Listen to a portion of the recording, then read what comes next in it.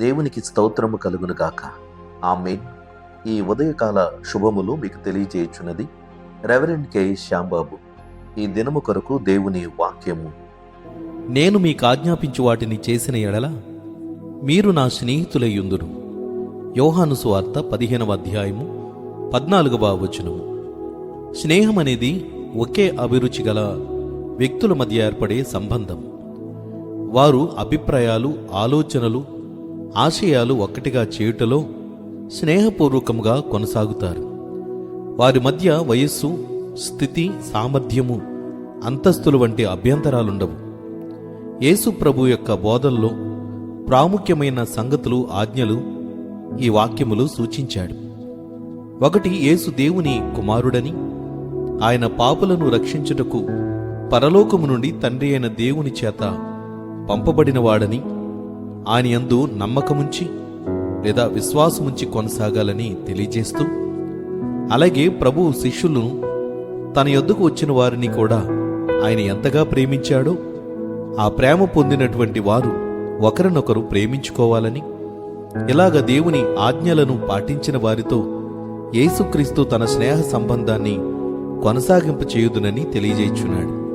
సాధారణంగా దేవుడు మనుషులతో స్నేహం చేయడమేమిటి, గురువు శిష్యులకు స్నేహితుడు కావడమేమిటి, ఈ అంతరాలను గమనిస్తూ ఉంటాం. ప్రాముఖ్యమైనటువంటి ఈ విషయాలలో లోక సంబంధమైన స్థితిగతులలో అభ్యంతరాలుండవచ్చును, కానీ మన దేవుడు గొప్పవాడు. ఆయన ప్రేమించగలడు, స్నేహము చేయగలడు.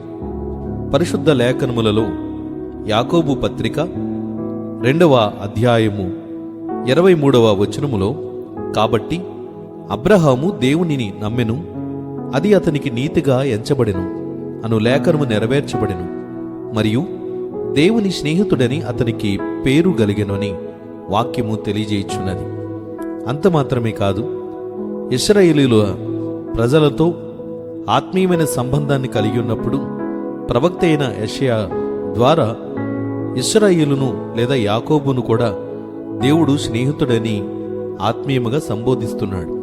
మరి తండ్రి అయిన దేవుడు మానవులతో ఈ స్నేహపూర్వకమైన సంబంధాన్ని కలిగి ఉన్నప్పుడు యేసు ప్రభు వాక్యమును పాటించి ఆయన ఆజ్ఞలను గైకొని నువ్వు నడిచిన ఎడల నీవు ప్రభు యొక్క స్నేహితుడు అవుతావు.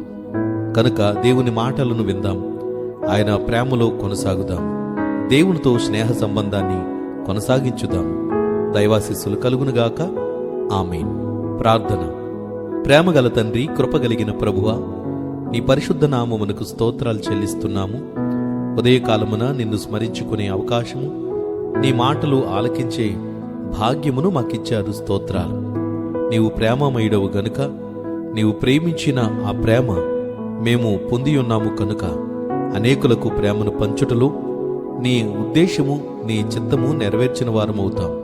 కనుక నీవు కలిగి ఉన్న ఈ అభిప్రాయమును మేము కూడా కలిగియుండుటను బట్టి మమ్ములను స్నేహితులుగా భావించుదునని నీవు సెలవిచ్చున్నావు ప్రభువా. నాయనా, ఇట్టి ఆత్మీయమైనటువంటి సత్సంబంధము నీ వాక్యము ద్వారా మేము అలవరుచుకుని ప్రేమను ఇతరులకు పంచుట విషయములో నిన్ను పోలి నడుచుకున్నటకు సహాయం చేయండి. దిక్కులేని వారిని, దీనులను, దరిద్రులను, అమాయకులను, బలహీనులను, ఆపదలో ఉన్న వారందరినీ ఆదుకొనండి. వారికి తగినట్లుగా మేము ఆయా రీతులుగా సహాయపడుతూ నీ ప్రేమను చూపుటకు సహాయం చేయండి. స్వార్థపూరితమైన వ్యక్తిత్వములు కలిగిన వారిని సరిదిద్దుమని వేడుకుంటున్నాం ప్రభు. నాతోటి సేవకులను, స్వార్థికులను, ఉపదేశకులను, సంఘ కాపరులను, మిషనరీలను దీవించండి. సేవ పరిచర్యలలో వారిని ప్రేమిస్తూ సహకరిస్తున్న వారందరినీ మీ నామం పేరిట దీవించుమని ప్రార్థిస్తున్నాం. నేటి పనిపాటలలో పాలొందుచున్న బిడ్డలకు ప్రయాణ రాకపోకలలో క్షేమమును, భద్రతను దయచేయమని యేసుక్రీస్తు నామమున ప్రార్థించుచున్నాము తండ్రి. ఆమేన్. తండ్రి, కుమారుడు, పరిశుద్ధాత్మయను త్రియేక దేవుని దీవెన ఎల్లప్పుడూ మీకు తోడయుండునుగాక.